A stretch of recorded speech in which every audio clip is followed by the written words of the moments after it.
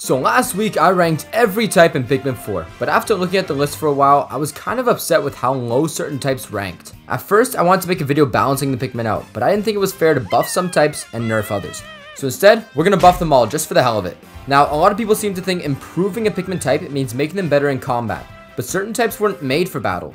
Some Pikmin types are more utility based, and that's alright. In my opinion, what makes a Pikmin type useful is how good they are at doing what they're supposed to do. Reds fight fire, wings can fly, blues can swim. In no world would I expect white Pikmin of all to be the heaviest hitters. It just doesn't make sense. But I would use white Pikmin when I'm short on time and need to move things back to the base quickly. My goal is to add a reasonable and balanced ability to each Pikmin type without breaking the game. I'm not going to turn them into Brawl Meta Knight or anything. I'm trying to keep things semi-realistic. The content in this video is based off my tier list where I ranked every type in Pikmin 4. So if you want a more in-depth explanation as to how I feel about each type, go check that one out. Starting off with Red Pikmin, I actually believe they're the most balanced type in the game. I was a little disappointed with the new ability though. The fire starters have very little use other than burning dried plants in warm and cold areas. So what if Nintendo gave us the ability to use these fire starters with more freedom? When throwing one of these flaming acorns at an enemy, they'll engulf in flames and start taking constant fire damage for a small period of time, like a fire aspect sword in Minecraft. When an enemy gets burned, like the Pikmin, they'll start running around in circles until the burn wears off. And as they're running around, if the burned enemy makes contact with another creature, they'll catch on fire as well. I think giving the player more freedom with the fire starters could be that special thing that makes the red Pikmin stand out from the others. In my tier list, I ranked yellow Pikmin as the worst type in Pikmin 4, mainly because electricity is a very underwhelming hazard. I believe the best way to buff yellows is as simple as making electricity more dangerous. Back in Pikmin 2, this thing was a force to be reckoned with, being able to insta-kill anything it touches. Some people didn't like that because it made the game too hard.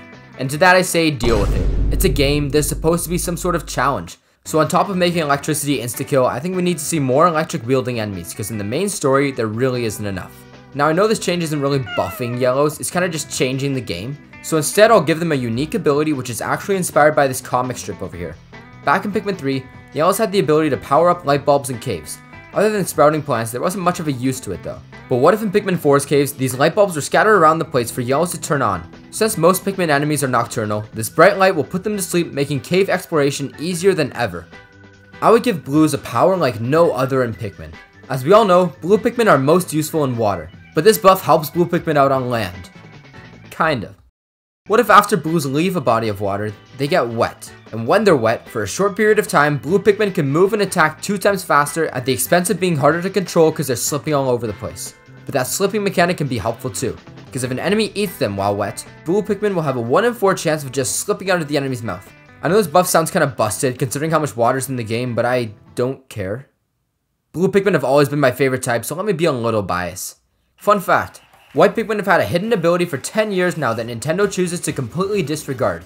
In the occupational hazard short, white Pikmin are seen shooting acid out of their mouths. I'm not making this up, and it just burns through metal like it's nothing. I believe especially since whites lost their unique ability to see through objects, they should get this ability instead. When throwing a white Pikmin, instead of tapping the A button, you'll have the option to press and hold it. A meter very similar to the Oatchi charge meter will appear beside your captain, and when it fills up, you can unleash your acid-charged white Pikmin. Instead of being thrown, the captain will let the white Pikmin down, they'll run to get a good angle and rain fire on the enemy. This acid spray will deal a hefty amount of damage, at the expense of having to charge up your throw instead of mashing A like your life depended on it. Purple Pikmin... oh god, okay, how do I do this? They're already the best type in the game, so like, how do I make them better? I think there's only one right answer, and Pikmin veterans already know what I'm talking about. If you're unaware as to why purple Pikmin are beloved by most of the community, it's because of this.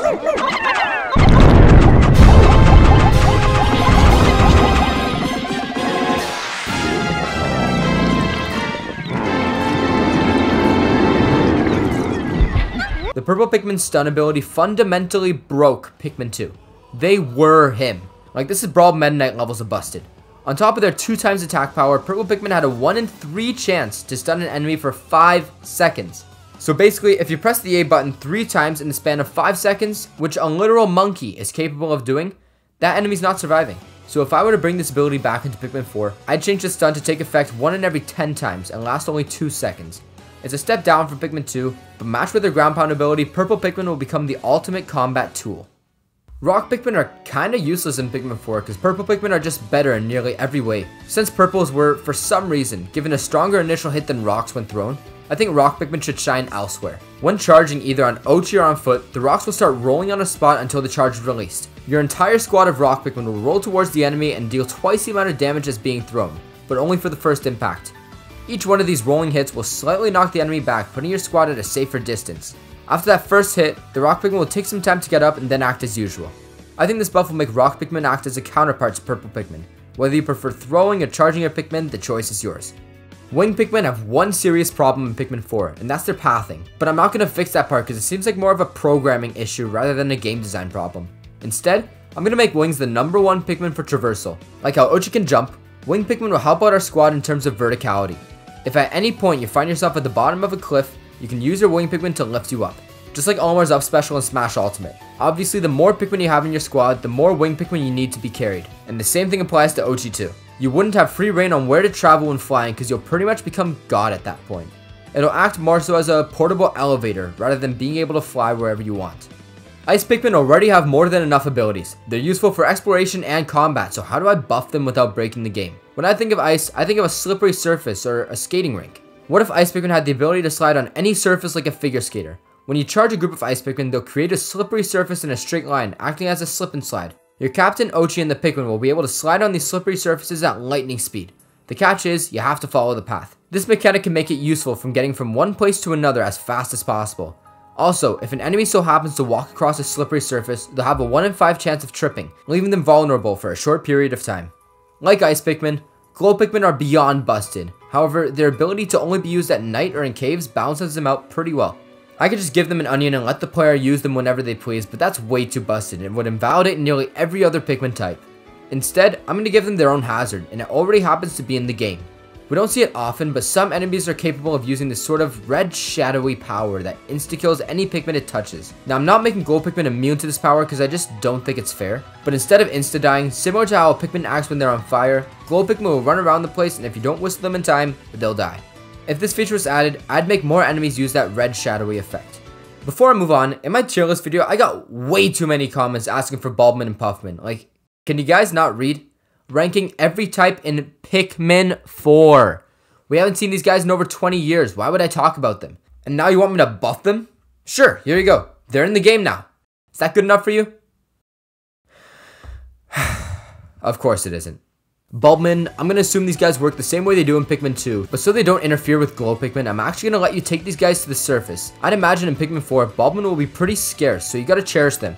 They'll be able to live in the onion along with the other Pikmin types, however, they won't be able to reproduce like the others. But I think seeing the light of day is enough of an upgrade to give the Bulbmin. Puffmin, on the other hand, I really don't know what to do here. They're the only Pikmin type that's a literal detriment to have in your party. If you don't know what Puffmin do or how they're created, back in Pikmin 1, the Puff Stool will fart on your Pikmin and turn them into these mushroomy guys. The Puffmin will then start to attack Olimar. Now design-wise, these guys are cool as hell, but other than that, I don't know why all you free thinkers love them off so much. If they were in Pikmin 4, instead of just attacking the Captain and Oatchi, Puffmin will be able to eat your own Pikmin. Yes, cannibalism. You wanted a buff? There's your buff. And last but not least, I know he isn't a Pikmin type, but I think it's only fair Oatchi gets one too.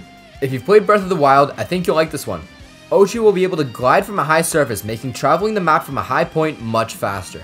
He'll only be able to glide downwards, and the longer he's in the air, the faster he'll descend. This is the only somewhat balanced buff I can give Oatchi, because other than Wing Pikmin's flight, he has an aspect of every other Pikmin type in his kit. Okay, now I'm done. I buffed every type of Pikmin 4, plus these two misfits in Oatchi 2. But I'm actually very happy with how each power-up turned out. A part of me is slightly disappointed that a lot of our beloved Pikmin types remained untouched. I wish Nintendo added a little more spunk to make the Pikmin's abilities feel fresh. But there's always Pikmin 5 to look forward to. Do you think my buffs helped out the balancing of Pikmin 4, or will the meta remain this one-sided? If you have any interesting ideas on how to buff certain Pikmin types without breaking the game, please let me know in the comments. I always look forward to reading what you guys have to say, and believe it or not, a couple of my videos have been inspired by some comments, so don't be afraid to share your ideas. Thanks for watching.